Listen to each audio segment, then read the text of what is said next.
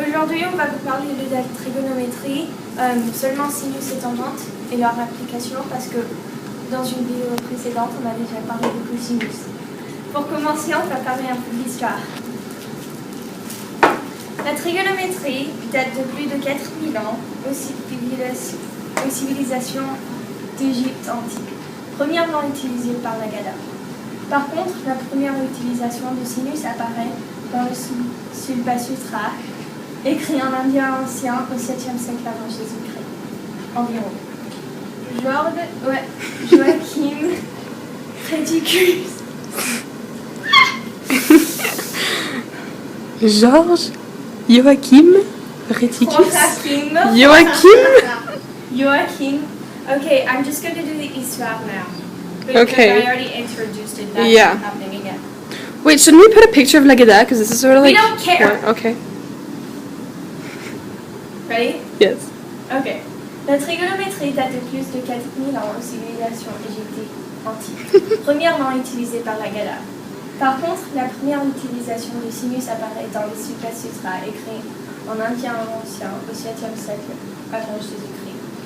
Georges Joachim Rheticus, un élève de Copernic, fut le premier à créer un ouvrage dans lequel les fonctions trigonométriques étaient définies directement en termes de triangle rectangle. On peut donc les considérer comme un des découvreurs de cosinus, sinus et tangente dans les triangles rectangles. Whatever, we'll go with the glitch. Got that. Ok, la trigonométrie sert à trouver les angles et les longueurs d'un triangle rectangle. Elle est composée de trois différentes formules. Elle est composée par le cosinus qui est défini par le cosinus d'un angle qui égale l'adjacent de cet angle sur l'hypoténuse de ce triangle.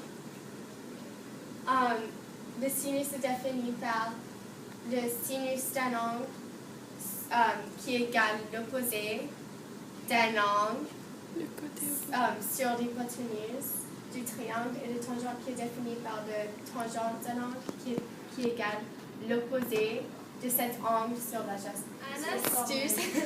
Un astuce pour se rappeler de ces formules, c'est K sur toi, qui est aussi K sur toi. Action. Alors là, on passe à la première application du sinus pour calculer la longueur d'un triangle. Alors là, on veut trouver la longueur BC, c'est-à-dire le côté opposé à l'angle BAC. Et on connaît bien sûr la mesure de l'angle BAC, 25 degrés, et AC, c'est-à-dire l'hypoténuse. C'est pour ça qu'on utilise le sinus. Donc le sinus de l'angle BAC est égal au côté opposé sur l'hypoténuse, donc BC sur AC. Donc sinus de 25 est égal à BC sur 20. Donc BC est égal à sinus de 25 fois 20, c'est-à-dire à peu près 8,45. Alors bien sûr, il ne faut pas confondre. On n'utilise pas ces formules-là pour calculer l'hypoténuse aussi. Pour calculer l'hypoténuse, on ferait sin 25 divisé par 20. Il faut utiliser le produit en croix. Dans cette application, on va utiliser sinus pour retrouver la mesure de l'angle GAB, donc cet angle. On va faire l'opposé de l'angle qu'on veut trouver sur l'hypoténuse. Donc GB sur AB. Sinus de l'angle GAB mesure 5 divisé par 7. Donc le GAB égale sinus moins 1 fois 5 divisé par 7. Donc GAB mesure à peu près 45,6. Ok, donc ces connaissances de fonctions trigonométriques et en plus Pythagore peuvent nous aider à calculer les côtés d'un triangle, même qui n'est pas rectangle, avec le théorème Al-Kashi. Donc le théorème Al-Kashi est défini par la formule C au carré, c'est-à-dire le côté C, est égal au côté A au carré plus le côté B au carré moins 2 fois le côté A fois le côté B fois le cosinus ABC, ACB.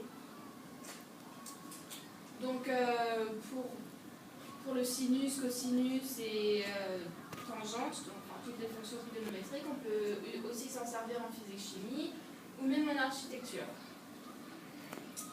Et si vous voulez vous appliquer, vous pouvez utiliser l'exercice d'application si vous voulez vous entraîner. Donc si ABC est un triangle où AB égale 6 cm, AC égale 12 cm et BAC est égal à 60 degrés, montrez que BC est égal à la racine carrée de 108 cm. Donc pour ça, il faut utiliser ces données. Et à dire que le triangle ABC est rectangle en B, il faut utiliser la question d'avant, avec laquelle on avait utilisé cosinus pour y arriver. Et donc après, il faut juste faire le théorème de Pythagore.